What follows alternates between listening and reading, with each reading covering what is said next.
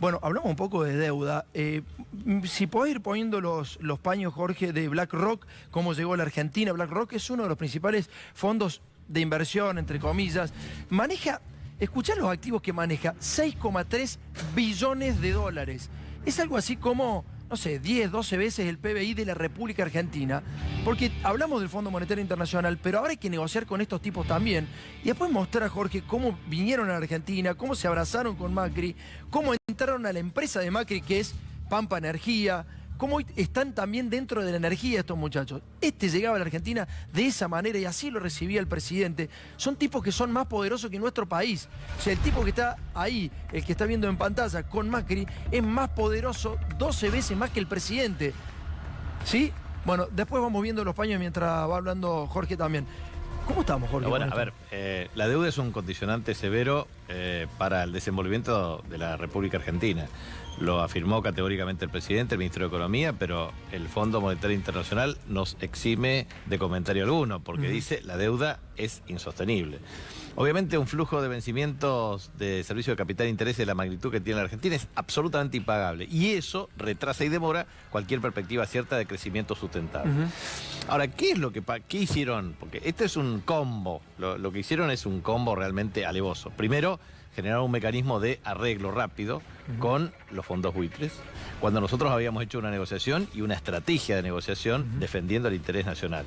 Argentina había tenido casi una consolidación de cerca de 100.000 millones de dólares y un nivel de adhesión de 92,4%, 92,6%, entre dos canjes, 2005 y 2010.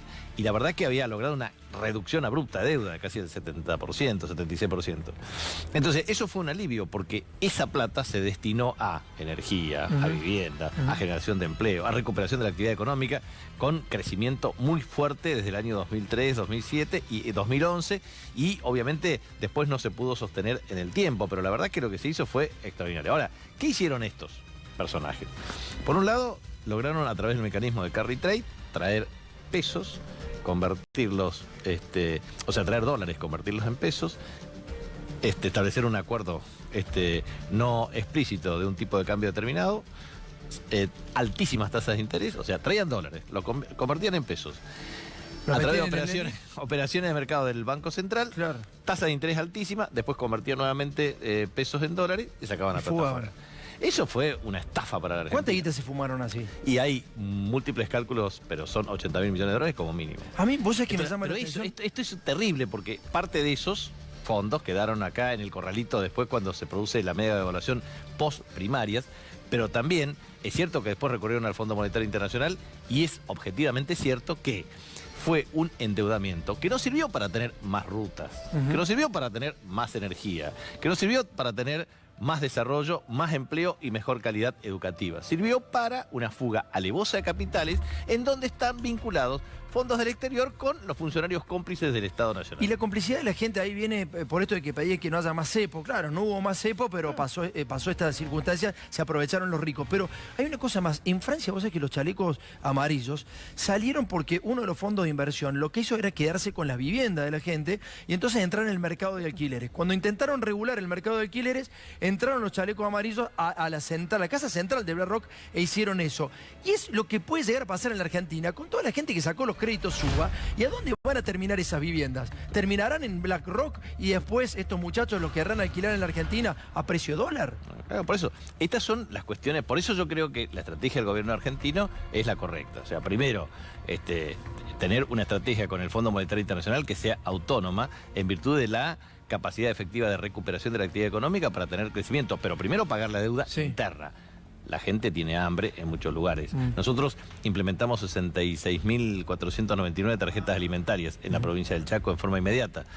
Hoy, plan remediar, de 35 a 50 medicamentos para llegar a 6.000 millones de pesos de inversión, con un modelo que permite llegar a 8.000 centros de salud y a 14.000 botiquines. Eso es una política clara. La gente no podía comprar medicamentos, la gente no puede pagar la luz, porque estos fondos entraron y concentran la generación que tenían un subsidio de 4.000 millones de dólares, se apropiaron de un tarifazo excepcional a costa del hambre de nuestra comunidad y de nuestro Bueno, pueblo. después podemos hablar de que están por descongelar los servicios también, Alberto, en junio, ¿no? Hay que ver cómo se hace. No, por eso, ¿no? pero digo, Hay que tener es cuidado. un drama. Lo que han hecho es una ingeniería perversa en donde generaron un mega endeudamiento, fugaron capitales, concentraron aún más la economía y generaron inequidad y pobreza. Entonces, recuperar eso va a costar el esfuerzo que está costando. Ahora, yo creo que está muy bien encaminado el gobierno en este sentido. Primero, acuerdo con el Fondo Monetario Internacional que Sí. sea con una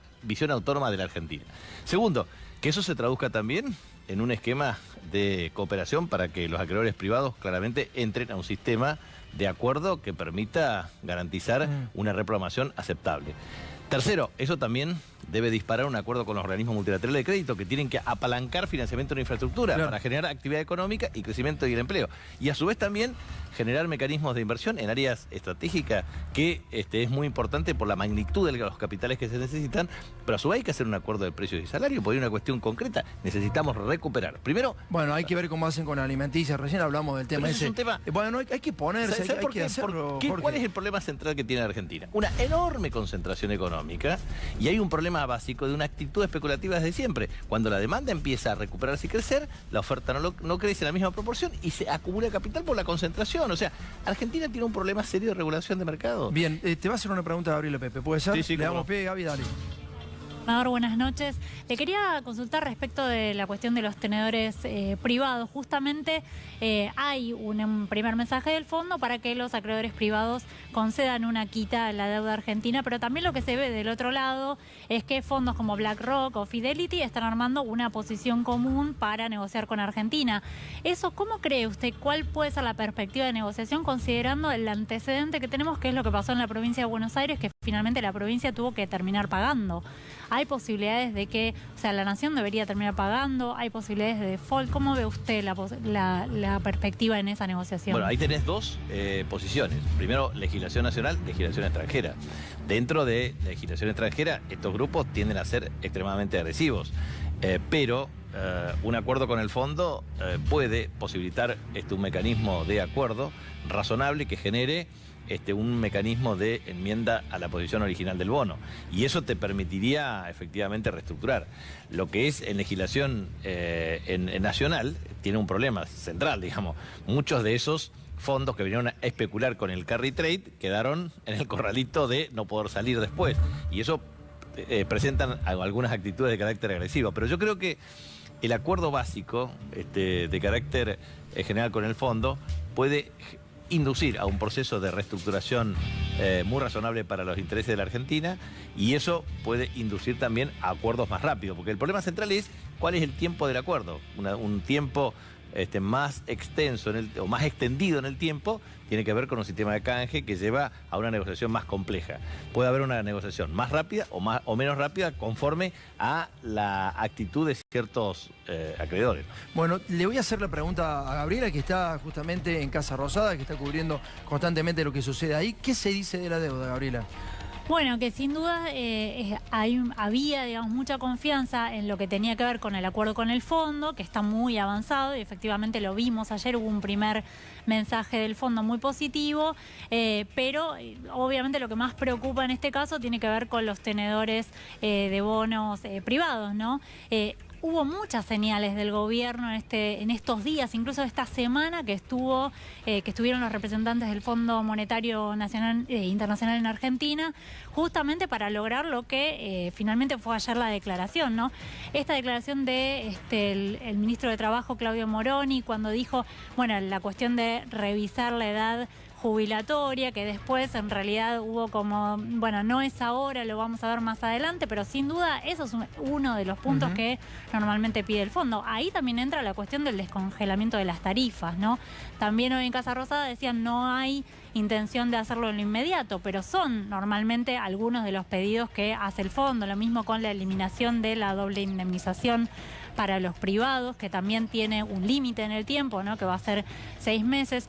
Son cosas que normalmente pide el Fondo Monetario Internacional. La Argentina dio señales en ese punto, digamos, que el Fondo Monetario considera positivos, porque obviamente lo que nosotros estamos pidiendo, lo que el país está pidiendo es un plazo para pagar más adelante. Bueno, pero el fondo se quiere asegurar de que si nos da plazo, por ejemplo, 4 años, bueno, que en 4 años la Argentina tenga capacidad de pago, por supuesto, ¿no?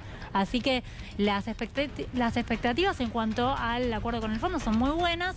Los acreedores privados es obviamente lo que más complica.